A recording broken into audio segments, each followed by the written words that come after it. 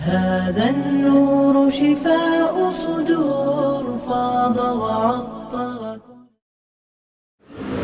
الحمد لله حق حمده نحمده ونستعينه ونستغفره ونستهديه ونتوب إليه ولا نعبد إلا إياه ونتوكل عليه.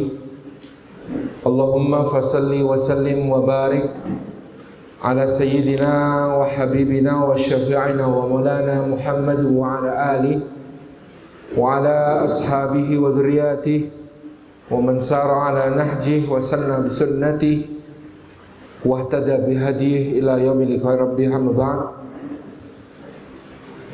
Hadratul Afadhil, jajaran pimpinan Ma'had Ali An-Nur beserta seluruh pengasuh, Hadratul Mukarramin, para asatid, para ustadzat. Ada nggak? Nggak ada ya.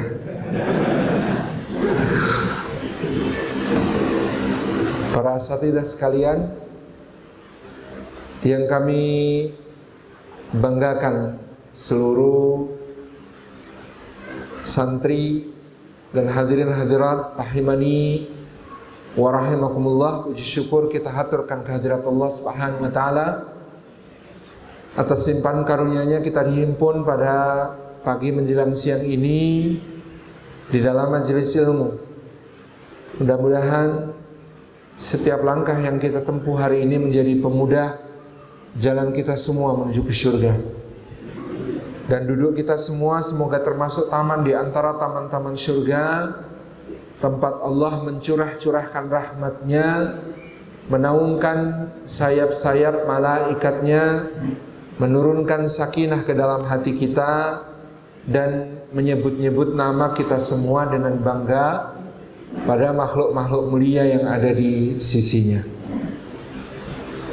Hadirin dan hadirat yang dimuliakan oleh Allah Subhanahu wa taala, wilayah yang hari ini disebut sebagai Solo Raya atau Karesidenan Surakarta sudah dikenal sejak masa Kerajaan Mataram Hindu yang berpusat di sekitar Kedu sampai ke Prambanan pada abad ke-8, 9, dan 10 Masehi sebagai sebuah provinsi besar yang bernama Pajang. Provinsi Pajang ini di sebelah barat berbatasan dengan provinsi yang namanya Mataram. Provinsi Mataram itu batasnya sebelah timur Kali Opak, sebelah barat Kali Bogowonto, sebelah utara Gunung Merapi, sebelah selatan Samudra Ilahi. Dulu namanya Samudra Ilahi pada masa penyebutan perniagaan jalur rempah-rempah. Nah, Provinsi Pajang sebelah barat batasnya adalah Provinsi Mataram. Kalau Provinsi Mataram sebelah baratnya lagi namanya Provinsi Bagelen. Ke barat lagi namanya Provinsi Banyumas. Nah, kalau Provinsi Pajang ini sebelah timurnya namanya Provinsi Madiun. Ini provinsi-provinsi pada zaman dahulu kala. Yang Madiun itu nama-lamanya Wengker. Maka disebut pada zaman Majapahit ada raja-raja bagian, raja-raja di bawah kuasa Majapahit yang dinamakan Bre Wengker, Bre Pajang, Bre Mataram, ya, Bre Lasem. Itu dulu adalah kepala-kepala provinsi dari kerajaan Majapahit. Nah, provinsi Pajang ini, ya, ibu kotanya dahulu berada di dekat yang sekarang kita kenal sebagai Laweyan. Nah, nama Laweyan ini tentu belakangan muncul karena kata lawe itu berasal dari penyebutan untuk kain-kain yang menjadi bahan tekstil dari benang lawe yang kemudian dipintal lalu dijadikan bahan sandang.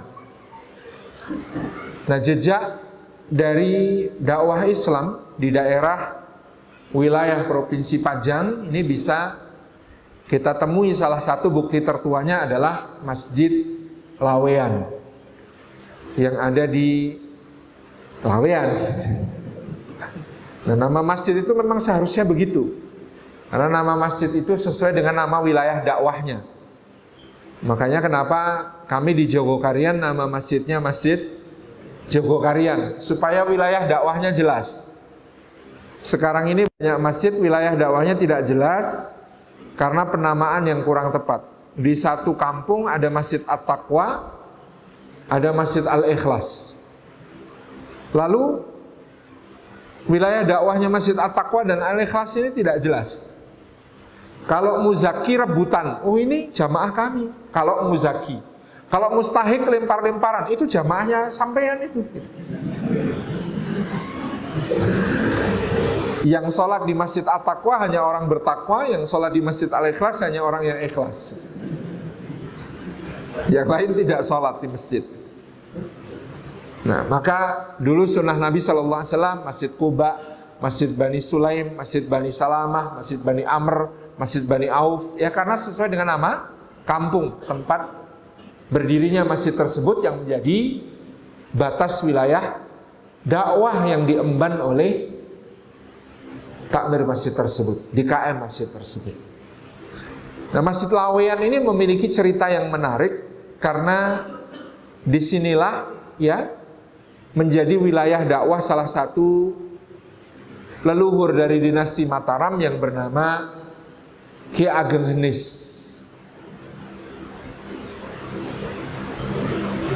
Ki Ageng Henis ini adalah ayahanda dari Ki Ageng Pemanahan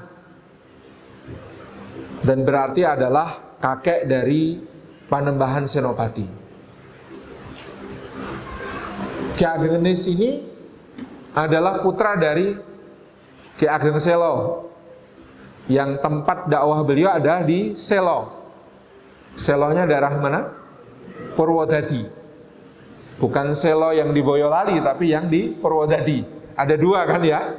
Selo yang di Purwodadi dengan Selo yang di Boyolali. Tapi ini adalah Selo yang di Purwodadi.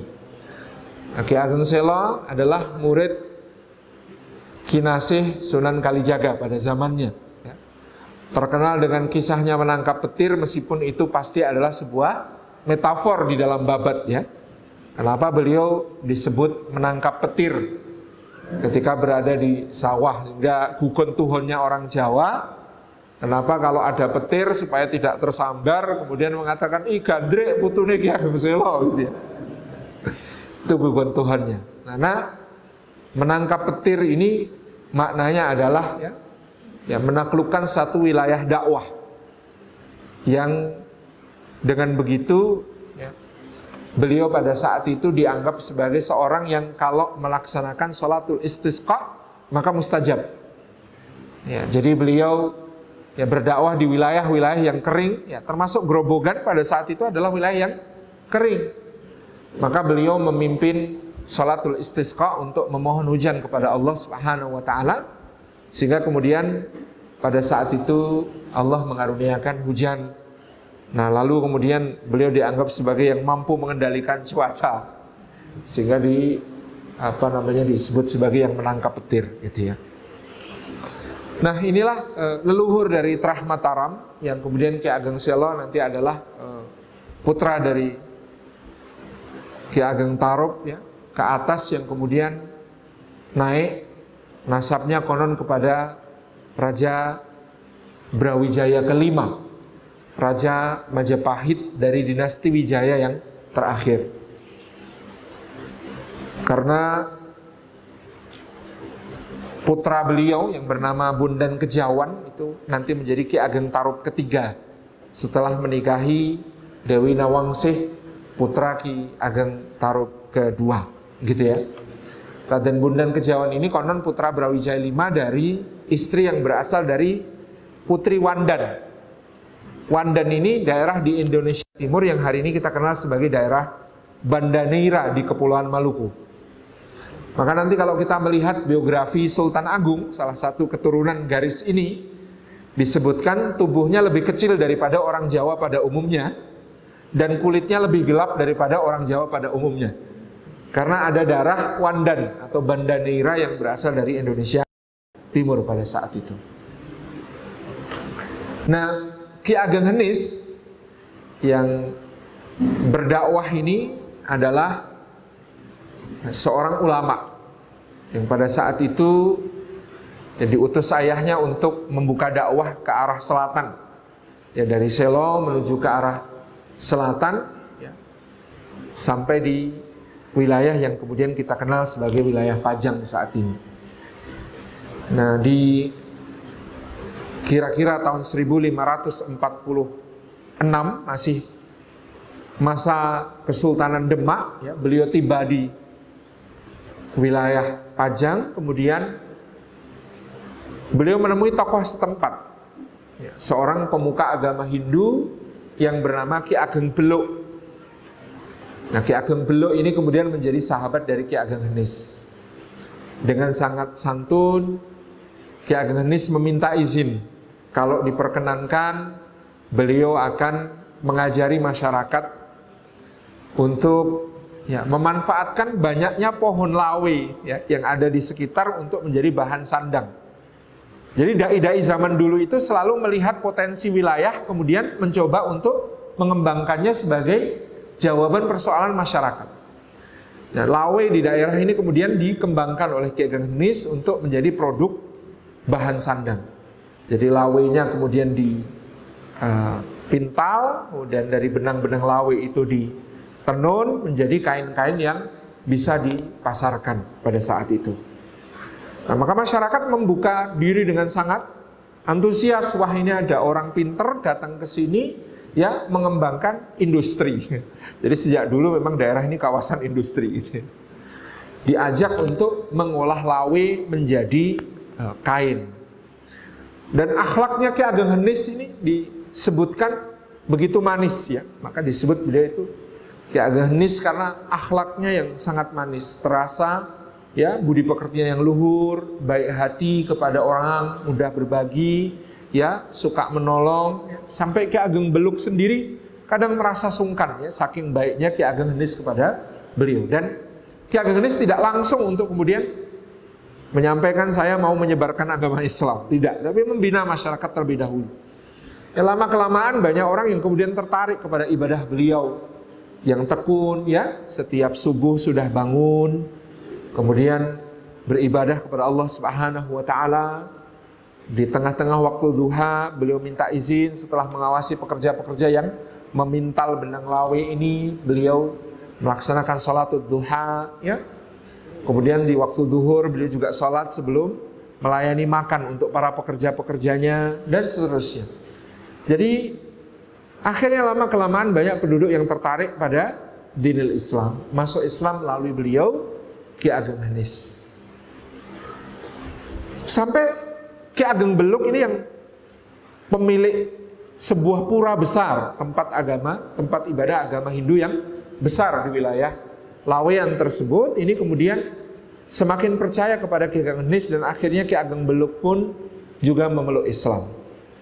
Begitu beliau memeluk Islam, maka beliau mewakafkan pura yang selama ini menjadi tempat beliau mengajarkan agama Hindu untuk kemudian dipakai oleh Ki Ageng Henis sebagai masjid. Maka jadilah Masjid Lawean yang kita kenal sekarang. Kira-kira di tarikh berdirinya adalah pada tahun 1564. Antum bisa hitung dari sejak Ki Ageng Henis datang 1546 sampai beliau kemudian berhasil mengubah masyarakat mayoritas menjadi muslim, dan bahkan pemuka agama Hindunya masuk Islam dan mewakafkan masjid, itu tahun 1564. Berarti kira-kira total waktunya 18 tahun. Sabar sekali itu kan? Itu sabar sekali itu merintis dakwah selama 18 tahun sampai kemudian bisa meresmikan sebuah masjid. Ini menunjukkan, ya, satu jejak dakwah yang luar biasa yang kemudian dilakukan oleh seorang ulama besar, Ki Ageng Henis. Nah, Ki Ageng Henis memiliki seorang putra yang bernama Ki Ageng Pemanahan. Nah, Pemanahan bersama saudara iparnya namanya Ki Ageng Jurumertani. Disebut Jurumertani karena memang ahli pertanian. Ki Ageng Jurumertani ini kakak ipar, ya, yang sekaligus juga menjadi penasehat. Karena Ki Ageng Pemanahan menikah dengan adiknya Ki Jurumertani yang bernama Nyai Ageng Sabinah. Nah, Nyai Ageng Sabinah dan Ki Ageng Jurumertani ini adalah putra dari Panembahan Giri ketiga, Sunan Kawis Gua, yang berarti beliau-beliau ini adalah cicit dari Sunan Giri yang ada di Giri Kedaton di Gresik. Jadi disinilah ya Trah Selo bertemu dengan Trah Giri, melahirkan nanti dari putra Ki Ageng Pemanahan dengan Nyai Ageng Sabinah seorang putra yang bernama Panembahan Senopati. Jadi garis raja dan garis ulama bertemu di Panembahan Senopati nantinya. Nah, Ki Ageng Pemanahan, Ki Ageng Jurumertani dan salah satu sahabatnya lagi namanya Ki Ageng Penjawi, ini semuanya saudara satu perguruan dengan Raja Pajang. Waktu itu masih adipati di Pajang yang bernama Hadiwijaya. Hadiwijaya yang nama mudanya Joko Tingkir. Nama lebih muda lagi ketika lahir Mas Karepet. Ini adalah putra dari Ki Ageng Pengging. Pengging berarti di Boyolali, gitu ya. Nah, Ki Ageng Pengging ini nama mudanya Ki Kebo Kenongo, putra Pangeran Handayaningrat dari Pengging. Antum masih bisa ketemu makamnya ya, Pangeran Handayaningrat dari Pengging. Yang punya dua putra, putra pertama namanya Ki Kebo Kanigoro, putra kedua namanya Ki Kebo Kenongo. Mereka juga min Duryati menurut Babat Tanah Jawi Brawijaya V, Raja Majapahit. Nah, Ki Ageng Pengging Kebo Kenongo, kakaknya Ki Ageng Tingkir Kebo Kanigoro. Tingkir itu di Salatiga, gitu ya. Di Tingkir itu di Salatiga. Kenapa anaknya Ki Ageng Pengging kok malah namanya Joko Tingkir? Pakai nama uwonya atau uwaknya. Karena pada saat ya Mas Karepet ini masih kecil, terjadi peristiwa Bughot. Ya, menurut Kesultanan Demak terjadi Bughot yang dilakukan oleh Ki Kebo Kenongo, ayahanda dari Mas Karepet. Ki Ageng Pengging ini statusnya Bughot melawan Kesultanan Demak pada saat itu. Ada cerita yang simpang siur tentu saja tentang motivasi dari Bughot tersebut. Nah, di antaranya adalah memang secara nasab keluarga Handayaningrat ini dianggap berasal dari permaisuri Majapahit. Jadi lebih berhak atas tahta daripada keluarga Demak, di mana Raden Patah adalah putra Brawijaya V dari seorang putri Cina yang namanya Xiao Banqi. Jadi saya bercanda sama Ustadz Felix Xiao, kayaknya semarga sama antum ini, ibunya Raden Patah ya. Xiao.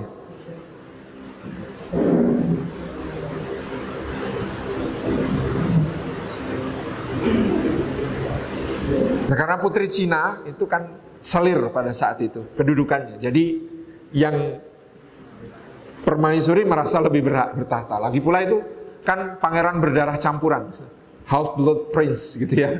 Kayak menurut Harry Potter itu pangeran berdarah separuh gitu. Separuh Jawa, separuh Cina gitu. Dan Raden Patah itu kan ketika lahir pun ibunya sudah dikirim ke Palembang. Jadi dia lahirnya bukan di ibu kota kerajaan. Dihadiahkan pada Pangeran Arya Damar konon karena Dewi Amarawati yang merupakan permaisuri Raja Brawijaya V tidak ridho kepada kehamilan dari Xiaobanci ini, karena kelihatannya kok sang raja jadi lebih sayang sama selirnya sejak selirnya ini hamil gitu. Ya, ini kecemburuan seorang istri, sehingga istri ini kemudian dikirim ke Palembang dengan syarat nanti baru kalau sudah melahirkan boleh dinikahi oleh Adipati Palembang yang bernama Arya Damar. Adipati Palembang Arya Damar ketika anak ini lahir diberi nama Raden Hasan. Lalu dia nikahi ibunya setelah masa idahnya habis, nanti melahirkan putra beliau namanya Raden Husain. Jadi ini Hasan dan Husain. Tapi Raden Hasan ini ketika kemudian kembali ke Jawa, dia pergi ke Ampel Denta di Surabaya, berguru kepada Sunan Ampel, Maulana Ahmad Rahmatullah. Dan kemudian karena dia membuka wilayah baru dakwah di Gelagahwangi yang ada di pantai utara Jawa yang kemudian nanti disebut Demak, beliau disebut sebagai Patah yang membuka dakwah. Sehingga kemudian lebih terkenal orang Jawa menyebut Raden Patah, karena nama aslinya Raden Hasan tertutup oleh gelarnya Hasan Al-Fattah. Ya, Hasan Al-Fattah ini menjadi Raden Patah tadi. Nah, kemudian kita sudah tahu ya secara ringkas, berdirilah Kesultanan Demak menggantikan Kerajaan Majapahit yang pada tahun 1478 mengalami kudeta.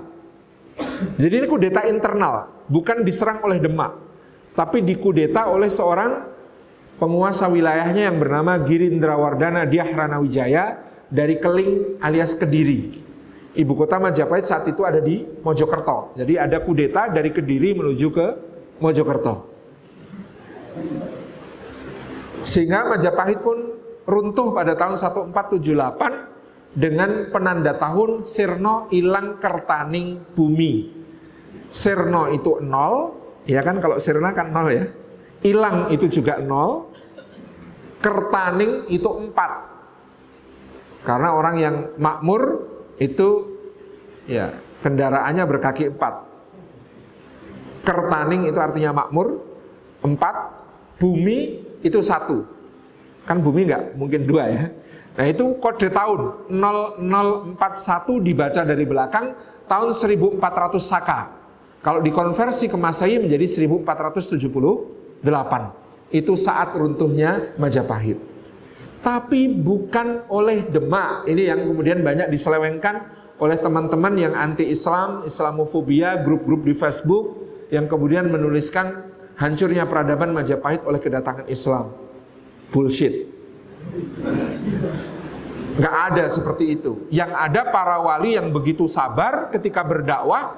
Pada saat ada yang usul kepada Raden Patah, untuk menyempurnakan dakwah sudah kita deklarasikan jihad melawan Majapahit, selesaikan Majapahit.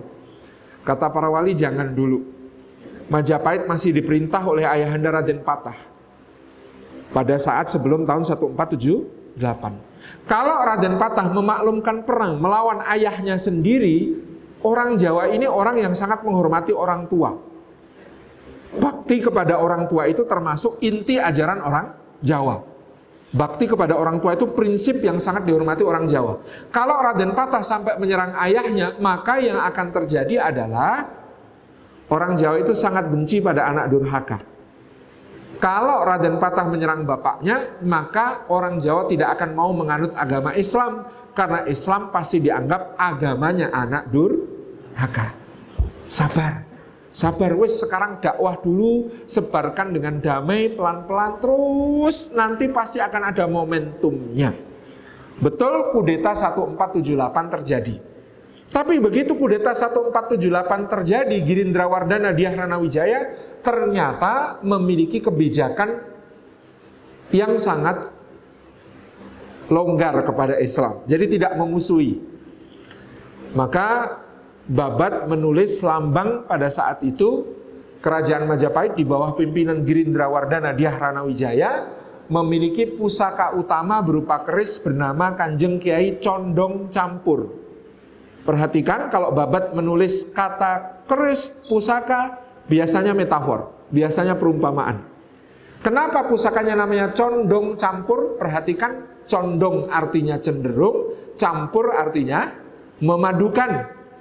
Kebijakannya Girindrawardana adalah mencoba mencampurkan agama Islam yang sudah eksis di pesisir-pesisir ini dengan agama pedalaman, yaitu Siwa Buddha. Majapahit itu pernah sukses mengawinkan dua agama, yaitu Hindu Siwa dengan Buddha, menjadi satu agama yang disebut Siwa Buddha. Maka Girindrawardhana berharap Islam juga bisa disinkretiskan menjadi satu. Tentu ini anggapan yang keliru, tetapi dengan kebijakan itu Girindrawardhana ini terhadap Islam tidak melakukan permusuhan. Maka disebutkan Kanjeng Kiai Condong Campur, pusaka ini harus berhadapan dengan pusaka pesisir yang namanya Kanjeng Kiai Sabuk Inten. Perhatikan, ini kode lagi, sabuk.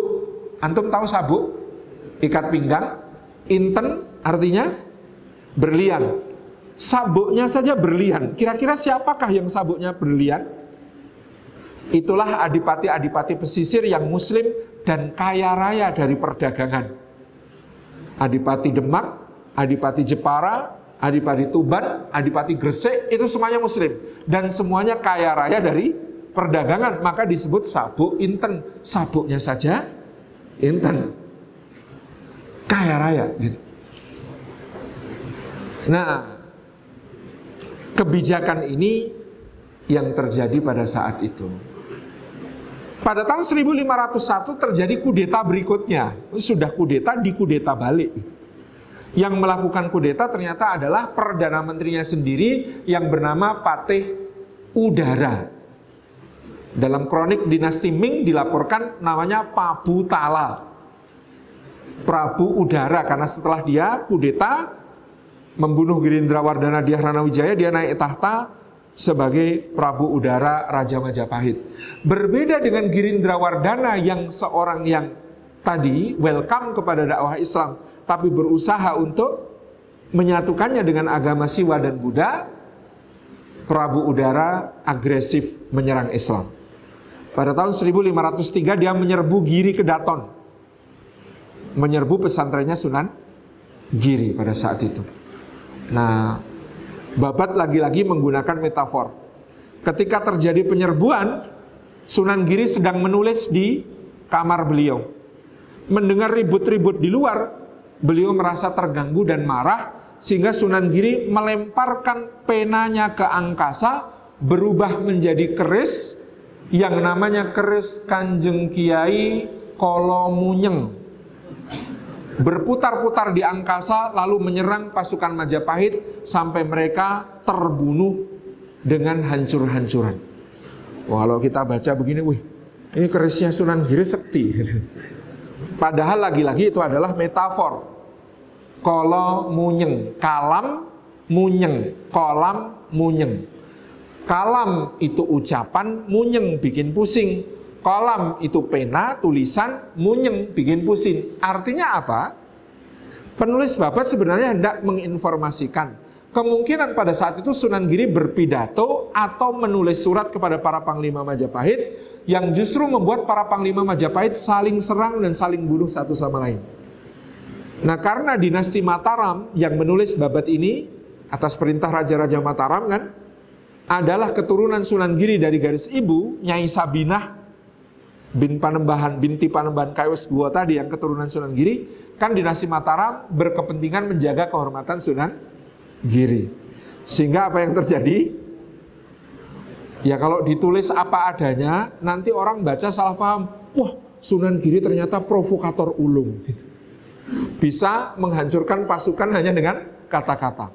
Nah itu sehingga kemudian dimetaforkan menjadi keris Kanjeng Kiai Kolomunyeng. Karena ucapan beliau yang sangat hebat bisa membuat pasukan musuh saling menyerang dan tercerai berai. Nah sejak saat itulah baru kemudian Demak memaklumkan perang kepada Majapahit. Kenapa? Karena sudah ganti 2 kali raja dan ini sudah tidak ada lagi hubungan kekerabatan dengan Raden Patah. Dan yang kedua sudah ada penyerangan duluan, nyerang Giri, ini casus belli atau yang menjadi sebab peperangan yang bisa diumumkan. Wah ini sudah Harbi ini, kenapa? Sudah menyerang pesantrennya Sunan Giri. Maka sejak saat itulah terjadi peperangan antara Majapahit dan Demak yang kemudian Majapahit, para Pembesarnya terusir ke arah timur, menempati Belambangan alias Banyuwangi, kemudian sebagian besar menyeberang ke Pulau Bali, pelarian-pelarian dari Majapahit. Adapun rakyat berbondong-bondong masuk agama Islam. Inna fatahna laka fatham mubina. Idza jaa nasrullahi wal fath wa ra'aitan nasa yadkhuluna fi dinillahi afwaja. Itulah yang terjadi pada saat tersebut. Kembali ke kisah tadi, teman-teman yang disayang oleh Allah Subhanahu wa taala, bahwasanya ya Ki Kebo Kenongo ini diceritakan di dalam Babat sebagai murid dari Syekh Lemah Bang atau Syekh Siti Jenar. Dulu ketika membaca hanya dari sumber-sumber sekunder, saya mengira persoalan di Syekh Siti Jenar hanyalah paham wahdatul wujud yang kemudian serupa dengan paham yang dianut oleh Husain bin Mansur Al-Halaj. Seperti kita lihat di dalam film Sunan Kalijaga dan Syekh Siti Jenar, kemudian beliau dieksekusi karena pemahaman keagamaan yang menyesatkan. Tapi kalau melihat Babat, kita bisa mensinyalemen ada tanda-tanda Syekh Siti Jenar ini ke arah Syiah Rafidhah. Yang pertama, nama Lemah Bang atau Siti Jenar, tanah yang merah. Salah seorang sejarawan, diantaranya adalah Profesor Slamet Mulyana, mensinyalemen Lemah Bang atau tanah merah itu adalah sebuah simbol bagi tanah Karbala yang tersisa Sayyidina Husain. Dan kemana-mana yang namanya Syekh Siti Jenar atau Syekh Lemah Bang ini membawa sebuah buntelan kain berisi tanah merah yang dia gunakan untuk alas sujudnya. Sinyalemen kedua dari muridnya. Di dalam Babat diceritakan Ki Kebo Kenongo ini, murid kesayangan Syekh Siti Jenar, memiliki 2 ekor anjing yang kalau dia lagi kesel, anjing ini dia lempar-lemparin pakai batu. Salah satu versi Babat menyebut nama anjingnya ini Abu Bakar dan Umar. Nah, maka dari itu ini persoalan. Wallahu a'lam bishawab. Meskipun tentu baik Syekh Siti Jenar maupun Ki Ageng Pengging nantinya akan dieksekusi oleh Kanjeng Sunan Kudus Sayyid Ja'far As-Sadiq bin Utsman Haji yang keturunan Palestina, yang berasal dari Baitul Maqdis, sehingga ketika beliau berdakwah di pantai utara, beliau bikin masjid namanya sama dengan masjid di tanah kelahirannya, Masjid Al-Aqsa. Kota yang beliau dirikan, beliau beri nama dengan kota tempat kelahirannya. Kota lahirnya adalah kota Al-Quds, maka kota itu disebut sebagai Kudus. Nah, ada orang Kudus ya. Nah, itu monumen persaudaraan Indonesia Baitul Maqdis, itu kota Kudus. Maka jenangnya Mubarak gitu. Sayangnya kok rokoknya kretek.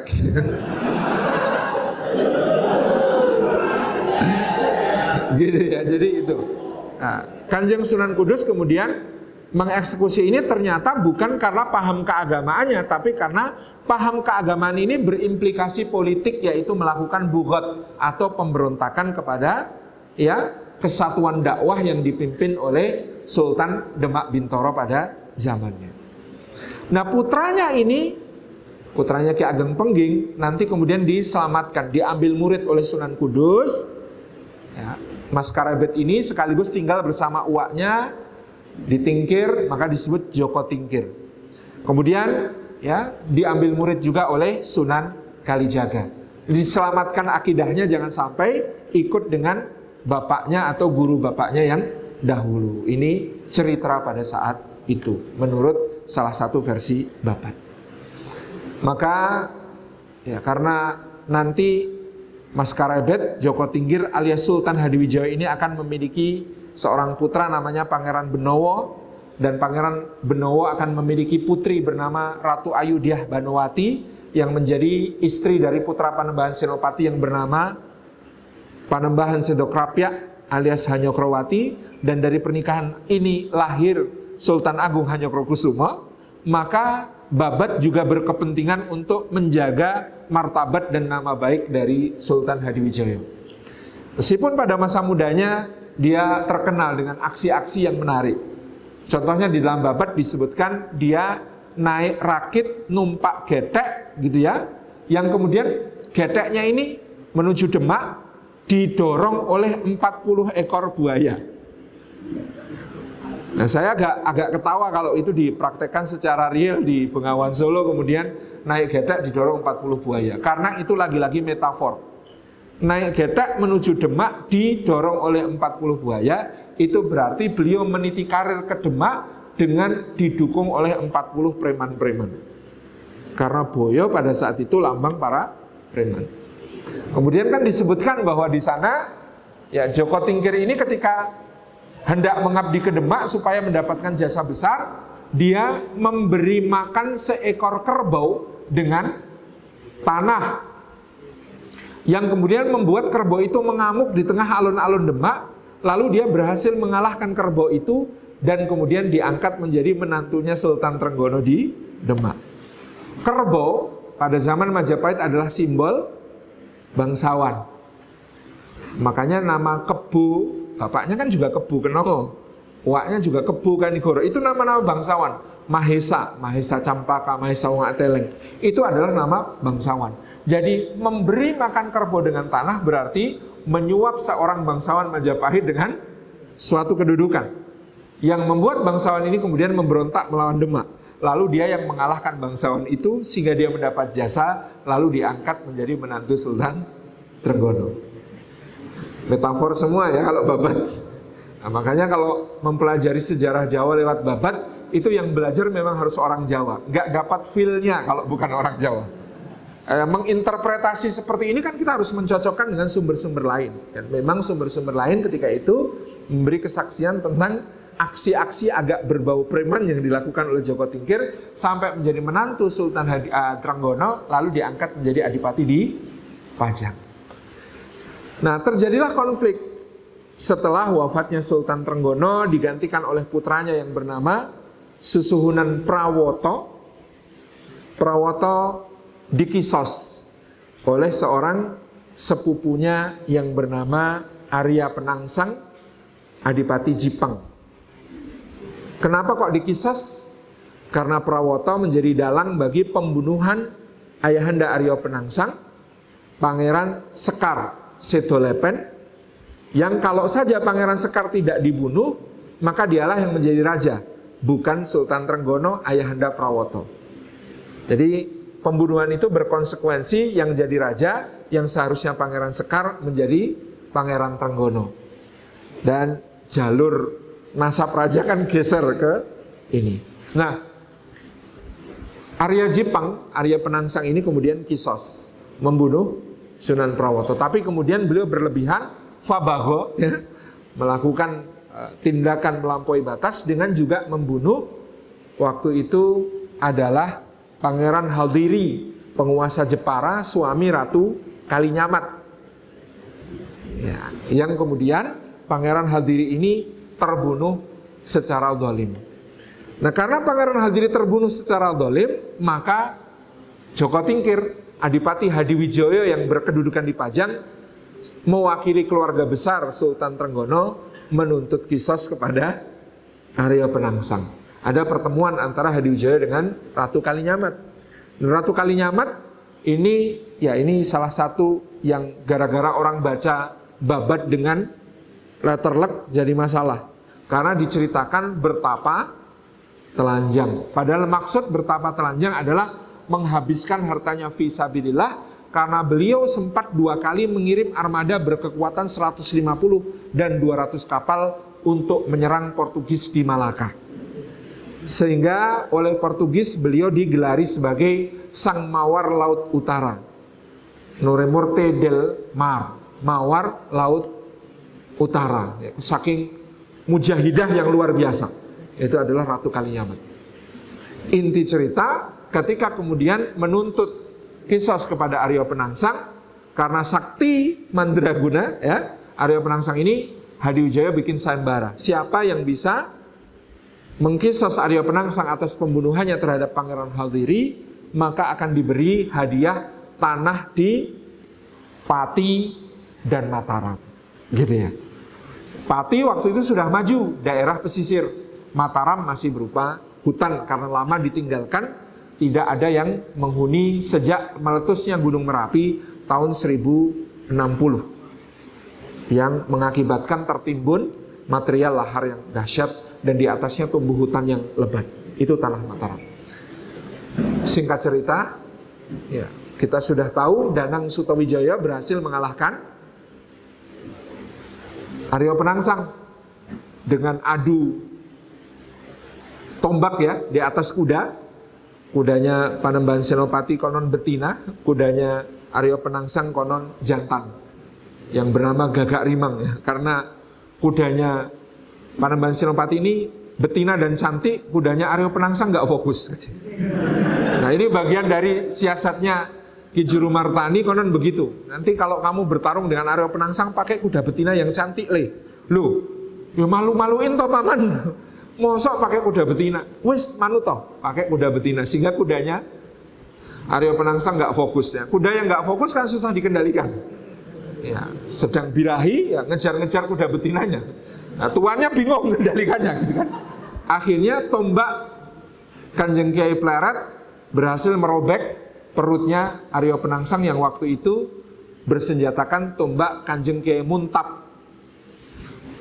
Terburai ususnya, kemudian turun dari kuda, mereka kemudian bertarung secara jarak dekat. Dari semula pertarungan tombak di atas kuda, watangan menjadi pertarungan jarak dekat. Ketika pertarungan jarak dekat kemudian ya Sutawijaya yang masih muda, yang belum berpengalaman bertarung, kalah oleh Aryo Penangsang yang sangat perwira. Kemudian berhasil ya Sutawijaya ini ditendang sampai rubuh lalu diinjak dadanya. Nah ketika diinjak dadanya, tadi kan Aryo Penangsang ketika perutnya terbuka kena tombak, ususnya kan dililitkan ke keris ya, ceritanya begitu. Nah kemudian untuk mengeksekusi terakhir itu baru pakai keris. Jadi keris ini senjata pamungkas untuk mengeksekusi ketika musuh sudah kalah.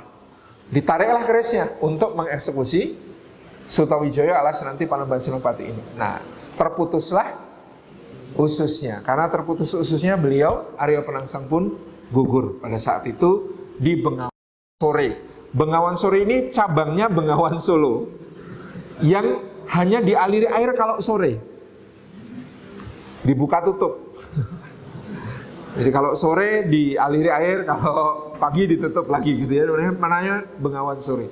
Nah, kemudian yang terjadi pada saat itu teman-teman yang disya Allah Subhanahu Wa Taala kita tahu gugurlah Aryo Penangsang. Yang selanjutnya ketika Aryo Penangsang gugur, Panembahan Senopati ini sangat kagum kepada musuhnya. Maka keturunannya Panembahan Senopati untuk mengabadikan kehormatan Aryo Penangsang yang gugur dengan keadaan ususnya terlilit di keris, beliau berwasiat, nanti kalau kamu menikah pakailah keris yang dikasih lilitan roncean bunga melati. Ya, jadi ususnya diganti bunga melati sebagai penghormatan kepada musuh yang telah gugur. Kembali kepada Pajang tadi. Nah karena ini masih muda, kalau dilaporkan khawatirnya sang raja nanti malah gimana-gimana ya. Hadiwijaya gimana-gimana, sudah dilaporkan bahwa yang berhasil mengkisos Aryo Penangsang adalah dua tokoh tua, yaitu Pemanahan dan Penjawi. Maka dihadiahilah tanah Pati untuk Ki Penjawi, tanah Mataram untuk Ki Ageng Pemanahan. Begitu kira-kira pembuka sejarah kita tentang wilayah yang disebut sebagai Pajang. Nah tanah Mataram nggak dikasih-kasih lama. Kenapa? Karena ternyata Sunan Giri pernah berfirasat dari Mataram akan muncul raja besar yang menguasai seluruh Jawa. Wah nanti kata Hadiwijaya kalau saya kasih ke Pemanahan, Pemanahan jadi raja mau berontak melawan saya, jadi raja seluruh Jawa. Akhirnya nggak dikasih-kasihkan sampai kemudian Pemanahan pergi dari kota raja dan kemudian ketemu Sunan Kalijogo. Kok kamu galau kenapa? Ya saya dijanjikan tanah nggak dikasih-kasihkan Kanjeng Sunan. Wes yuk ikut. Ketika kemudian ditemui, kenapa nggak dikasih-kasihkan? Saya ingat Kanjeng Sunan Giri pernah mengatakan kalau di Mataram akan muncul raja besar yang mengalahkan yang seluruh Jawa, menaklukkan seluruh Jawa. Makanya saya kok ragu-ragu ya sama Kakang Pemanahan.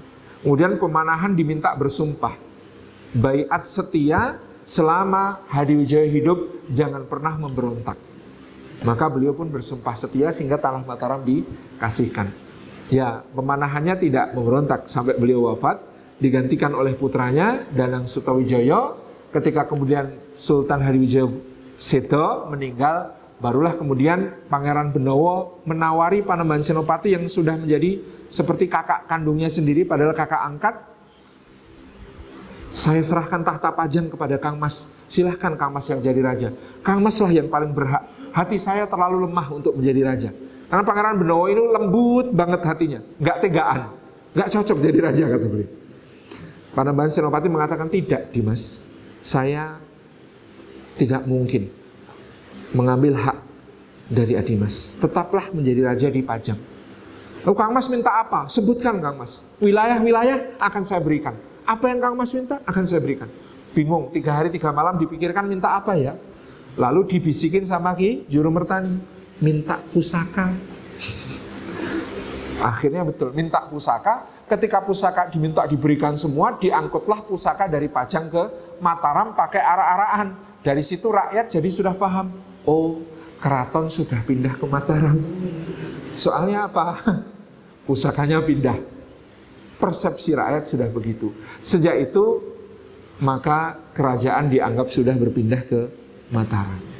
Nah, maka Pajang ini menjadi wilayah yang setelah Pangeran Benowo mengundurkan diri diperintah oleh adik Panembahan Senopati yang bernama Pangeran Gagak Bani. Sekian lama sampai tadi, kemudian ya dakwah terus berkembang di Pajang maupun di Mataram. Salah satu puncak kejayaannya di era Sultan Agung, tetapi sayang beliau digantikan oleh pengganti yang sangat-sangat tidak kompeten bernama Amangkurat Pertama yang pada tahun 1677 lalu mengalami pemberontakan besar yang dilakukan oleh Pangeran Trunojoyo dari Madura. Terusir lari ke Tegal, kemudian meninggal di Tegal, anaknya kemudian kembali dengan bantuan VOC. Nah, ini mulai masalah di sini, meminta bantuan VOC untuk mengklaim kembali tahtanya di Mataram, dibantu dengan syarat menyerahkan seluruh priangan. Jadi provinsi Jawa Barat yang segede itu dikuasai oleh Mataram di zaman Sultan Agung, oleh Amangkurat II cucunya diserahkan semua untuk membayar dukungan VOC mengalahkan Trunojoyo. Bayangkan, dibayar pakai provinsi Jawa Barat yang seluas itu. Subhanallah ya. Akhirnya kemudian dikalahkanlah Trunojoyo, bertahlahlah Amangkurat II karena merasa keraton yang ada di Mataram, yaitu di Kota Gede dan di Pleret, Yogyakarta itu sudah tercemar oleh pemberontak. Beliau bikin sebuah keraton baru di wilayah Pajang yang disebut Kartasura. Inilah ya keraton Kartasura yang kemudian bertahan dari tahun 1680 sampai tahun 1742. Apa yang terjadi pada tahun 1742? Keraton Kartasura ini bedah. Bedah itu artinya ya hancur diserbu oleh para pemberontak yang disebut sebagai Geger Pacino. Geger Pacino dimulai tahun 1741 ketika Gubernur VOC, Gubernur Jenderal VOC Adrian Falknier di Batavia ini menerapkan kebijakan pembatasan orang Tionghoa di Batavia hanya boleh maksimal 50.000. Padahal saat itu sudah ada 100 ribuan orang Tionghoa di Batavia. Maka orang Batavia memberontak, orang Cina di Batavia memberontak, mereka kemudian bergerak ke timur menyerang kota-kota di pesisir, Cirebon, Pemalang, Tegal, ya sampai ke Semarang. Di Semarang mereka bertemu dengan seorang pangeran yang terbuang. Namanya Raden Mas Garendi, cucu dari Susunan Amangkurat III yang oleh Belanda karena dianggap bekerja sama dengan Untung Surapati ya untuk melawan VOC dibuang ke Sri Lanka. Dibuang ke Sri Lanka. Nah, kakeknya dibuang ke Sri Lanka, cucunya ini di Semarang. Orang Cina ketemu Raden Mas Garendi, mereka saling bersumpah setia. Kalau orang Cina mau membantu Raden Mas Garendi merebut tahta Mataram, kelak Raden Mas Garendi jadi raja, orang Cina akan menjadi warga negara kelas 1. Ini perjanjiannya. Karena dia adalah rajanya orang Cina, maka dia digelari Sunan Kuning. Nah, di Semarang ada daerah namanya Sunan Kuning, dulu sempat jadi lokalisasi. Itu adalah daerah di mana dahulu Raden Mas Garendi diangkat menjadi raja oleh orang-orang Cina. Menyerbu ke selatan, Raja Mataram pada saat itu adalah namanya Sunan Pakubuwono II. Sunan Pakubuwono II oleh adiknya dilarikan, diselamatkan ke Tegalsari. Di manakah Tegalsari? Di Ponorogo.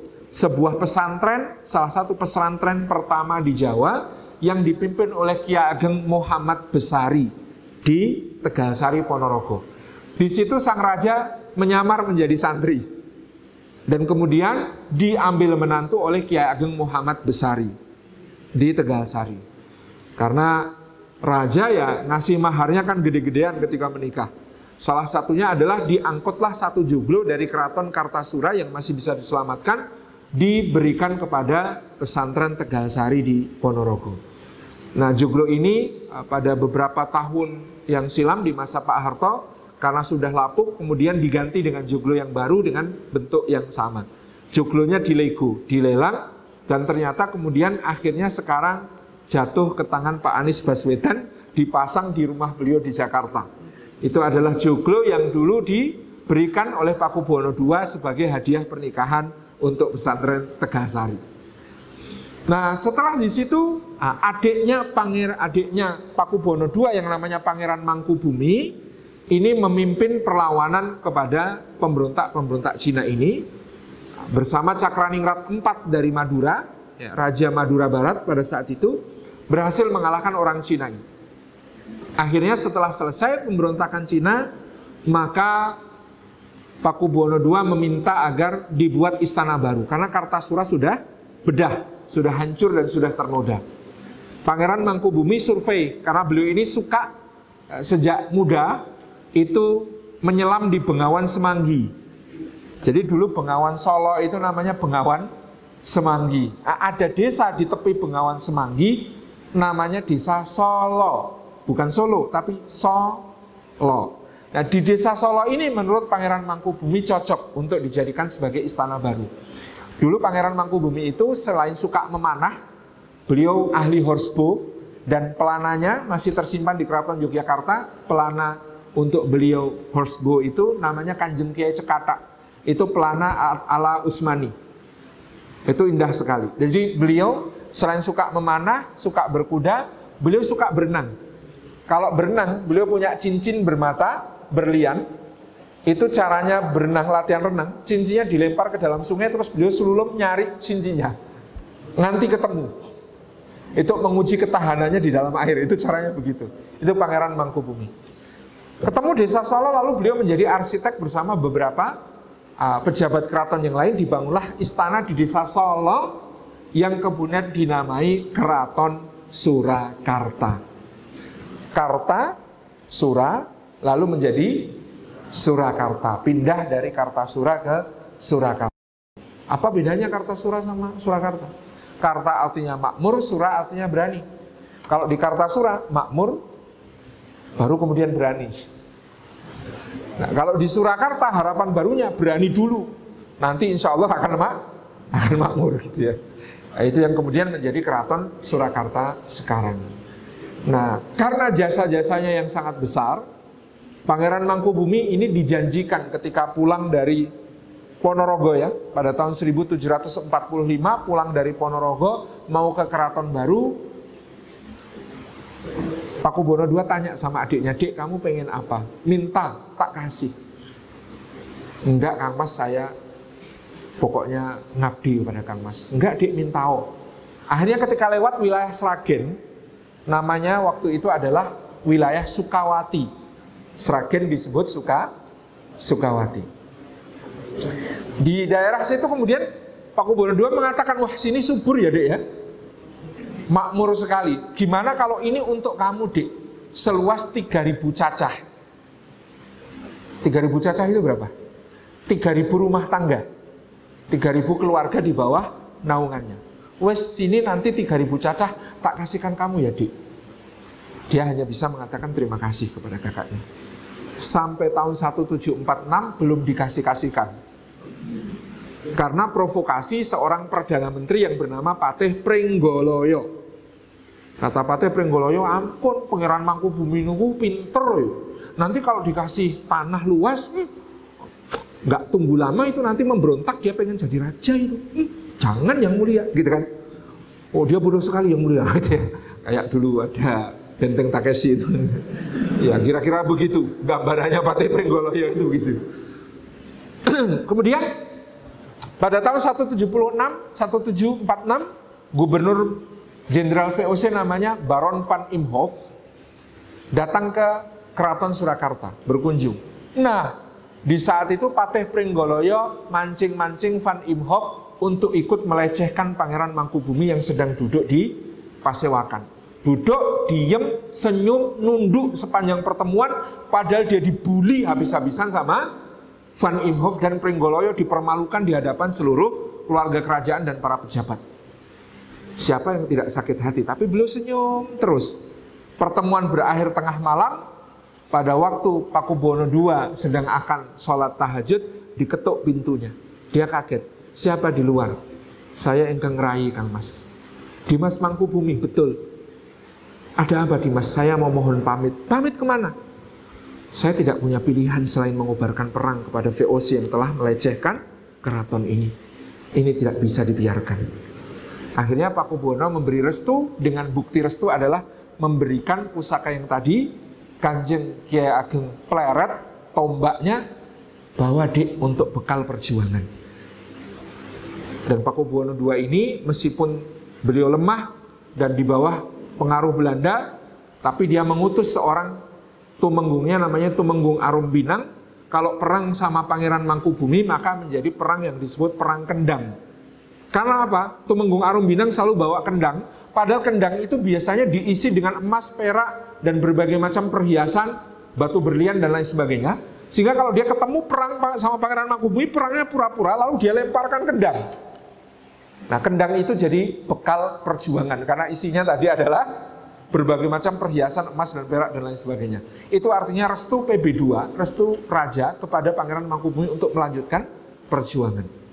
Ini yang terjadi pada saat itu. Perangnya berkobar antara daerah Antang atau Ngantang di Malang sana, medan perangnya, sampai Banyumas di barat.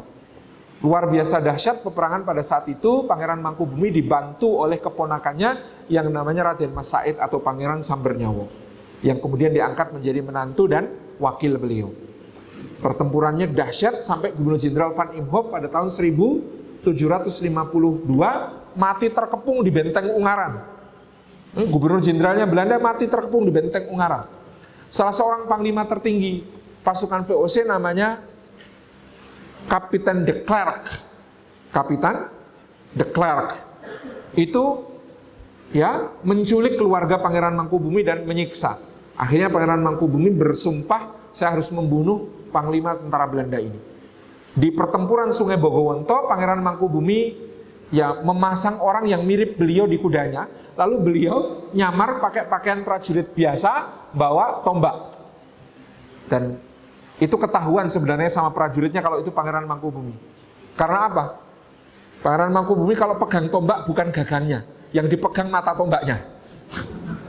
Nah, ini kelihatan, ini prajurit biasa kok pegang tombaknya gitu. Ini Pak Bos ini sebenarnya gitu ya, lagi nyamar. Kemudian di dalam pertempuran Sungai Bogowonto itu, beliau menggunakan jurus pasukan Jawa yang paling ditakuti Belanda itu gebuk suduk. Jadi kalau ketemu pasukan Belanda naik kuda, itu ya digebuk kudanya pakai tombak bulat gitu supaya kudanya jenggerat. Ketika kudanya jenggerat kan pengendaranya begini. Nah pada saat begini ini sini terbuka suduk. Nah itu ditusukkan ke dadanya. Ternyata pakai baju zirah tebal sehingga tombaknya Pangeran Mangkubumi ini hanya gores. Akhirnya beliau kemudian menggunakan tombaknya untuk meloncat, ya, dipegang ujungnya, dipegang mata tombaknya, kemudian beliau loncat ke atas kudanya Kapten de Klerk ini. Nah, ini kan megang tombaknya masih begini. Ini mata tombak, ini gagangnya panjang ke sana. Nah, mata tombak ini ditusukkan ke lehernya, blek gitu. Akhirnya kemudian tewaslah Kapten de Klerk. Nah, tombak ini sampai sekarang masih menjadi pusaka di Yogyakarta, diberi nama Kanjeng Kiai Klerk sesuai nama korbannya. Itu ditusukkan ke leher gitu, sampai kemudian rubuh. Ini Pangeran Mangkubumi ketika berperang ya, seperti itu. Pada tahun 1754 ya, Belanda VOC mulai kelelahan berperang, kehabisan anggaran. Pangeran Mangkubumi juga melihat rakyat ini sudah terlalu menderita. Perang 9 tahun, bayangkan bro, 9 tahun. Antum perang sehari saja kan kecapean gitu. Ini perang kok 9 tahun. Dan antum harus kagum bukan cuma kepada Pangeran Mangkubumi. Ada istrinya yang mendampingi di atas kuda berperang 9 tahun sampai melahirkan putranya itu di lereng Gunung Sindoro. Maka namanya anaknya putranya Raden Mas Sundoro yang nanti akan menjadi Sultan Hamengkubuwono II. Ini istrinya ini namanya Niken Loroyuwati yang nanti akan menjadi Ratu Ageng Tegalrejo.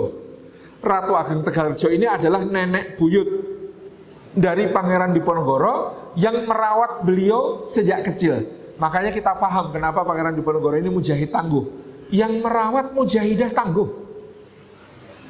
Niken Loroyuwati ini berasal dari daerah Sukawati Selatan, Sragen Selatan, tapi beliau memiliki darah dari keturunan Sunan Ampel dan darah keturunan dari Sultan Bima Abdul Qahir pertama, kakek buyutnya, yang Sultan Bima Abdul Qahir pertama ini punya istri Permaisuri, putri dari Kesultanan Goa Tallo di Makassar.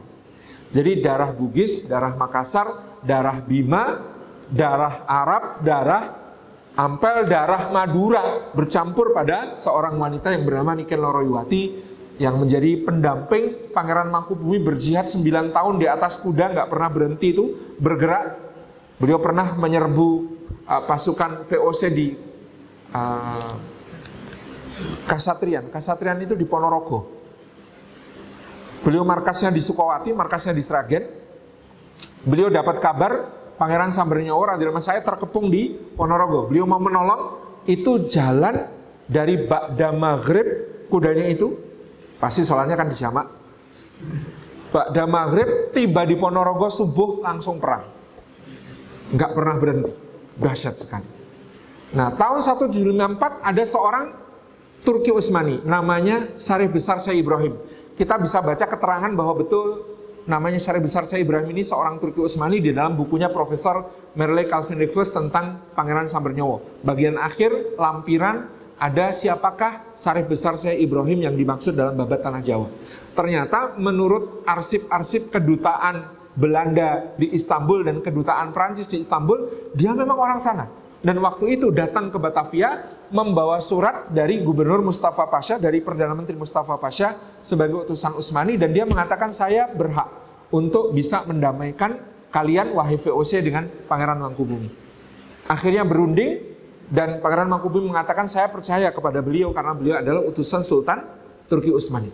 Akhirnya berunding dan menghasilkan satu perjanjian yang bernama Perjanjian Giyanti di Desa Janti, Harjo di Karanganyar. Di situ disepakati kerajaan Mataram kemudian dibagi dua. Ya, mala tudraku kulluhu fala tutraku kulluhu. Apa yang tidak bisa dicapai sepenuhnya jangan ditinggalkan semuanya. Pangeran Mangkubumi cita-citanya memerdekakan seluruh Mataram. Tapi karena tidak memungkinkan dan rakyat sudah terlalu menderita, beliau merasa bersyukur bisa memerdekakan separuh Mataram. Pada saat itu dengan cara Perjanjian Giyanti, beliau mendapatkan separuh kerajaan Mataram yang waktu itu meliputi wilayah Jawa Tengah, Jawa Timur minus pesisirnya. Jadi kerajaan dibagi dua, separuh untuk keponakannya namanya Pakubuwono III, Raja Surakarta yang memerintah di bawah perlindungan VOC, sementara beliau berdaulat mengambil ibu kota di Yogyakarta. Maka sejak saat itu disebut Kasunanan Surakarta dan Kasultanan Yogyakarta. Dibagi dua. Dan bagi duanya itu, kalau saya pikir-pikir licik Belanda itu. Dibagi itu gak rata. Bukan sana untuk kamu, sini untuk kamu. Bukan. Tapi antum bisa bayangkan. Wilayah Pajang dan Mataram ini dibagi-bagi dan diperintah bersama. Kadang-kadang ada irisan-irisan kecilnya. Wilayah Kedu, Bagelen, dan Grobogan itu dibagi-bagi dengan rumit. Nanti antum kalau ke selatan, Pacitan dibagi dua, separuh milik Yogyakarta, separuh milik Solo. Kemudian wilayah seperti Ngawi, Madiun, Magetan, Jogja. Tapi Jogorogo, Ngawi Selatan dekat Gunung Lawu, Solo. Tulungagung, Jogja. Trenggalek, Solo. Ponorogo dan Kediri, Solo. Tapi Malang, Mojokerto, sebagian Jombang, Jogja. Itu. Rembang, Solo. Tapi Demak, Grobogan, Bojonegoro, Jogja. Ke barat, Cilacap, Banyumas, Solo. Tapi sebagian Banjarnegara dan Purbalingga, Jogja. Sampai ke daerah Pekalongan dan Pemalang. Gitu ya.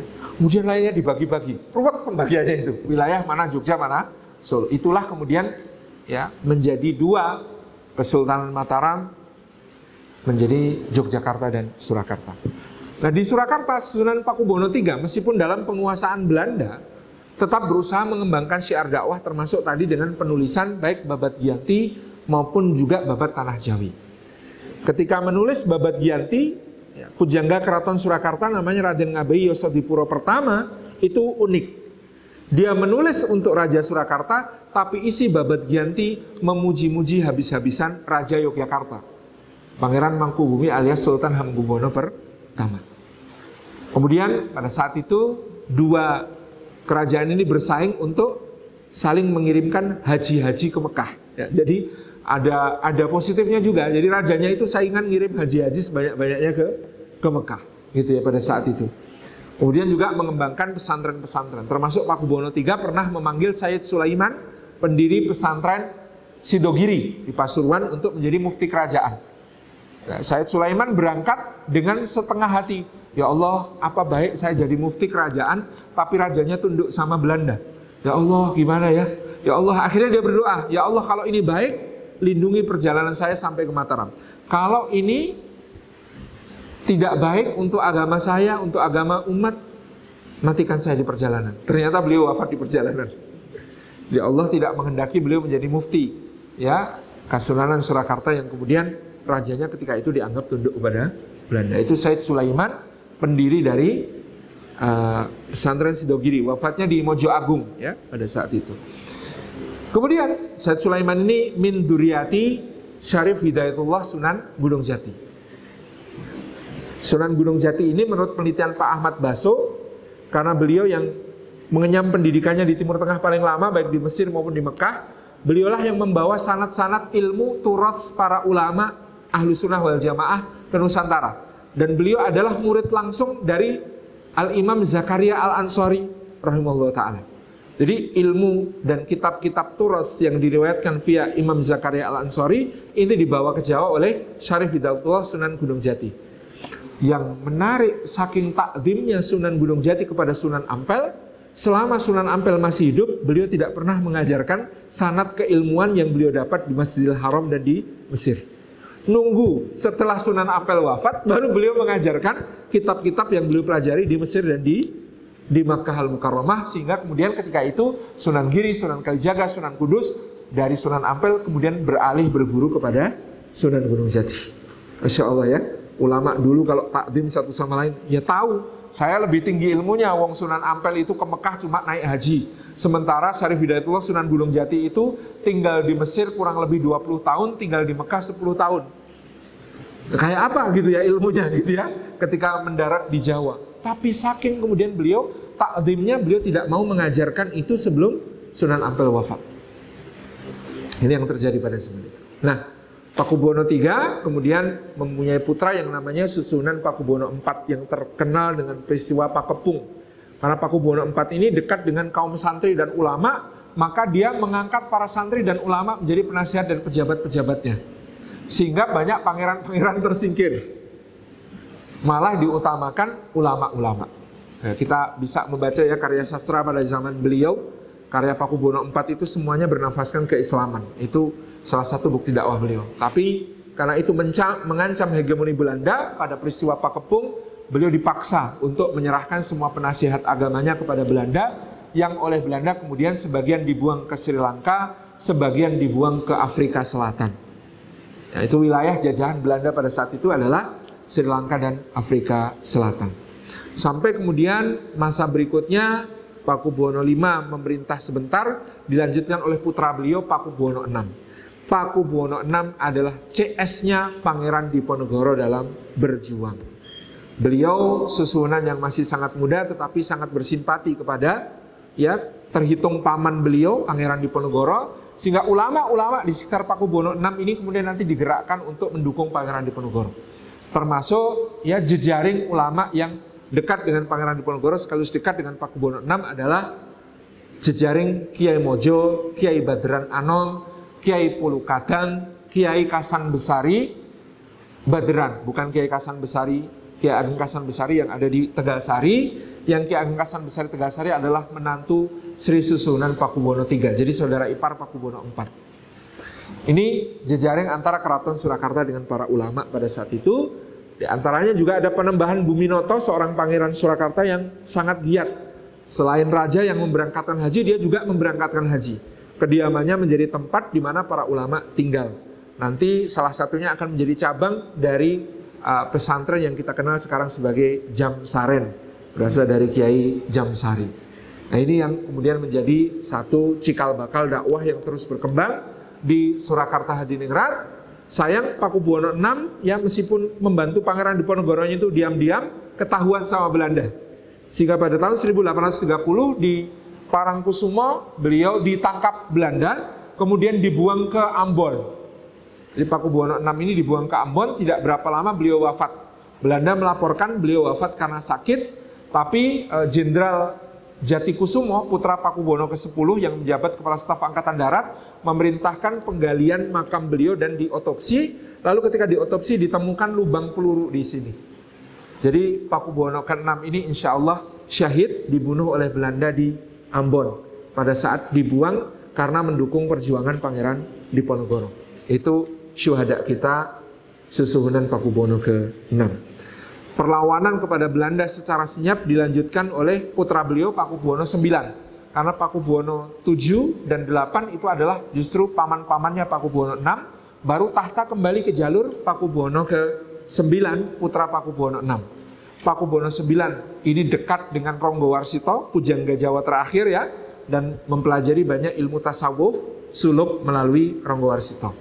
Akhirnya lahirlah dari Pakubuwono IX, Pakubuwono X, Raja Surakarta yang kita tahu sangat besar dukungannya kepada syarikat Islam, kepada Budi Utomo, kepada Muhammadiyah, dan akhirnya kepada pergerakan nasional. Demikian, saya kira karena sudah menjelang zuhur, saya kembalikan kepada moderator. Wassalamualaikum warahmatullahi wabarakatuh. هذا النور شفاء صدور فاض وعطر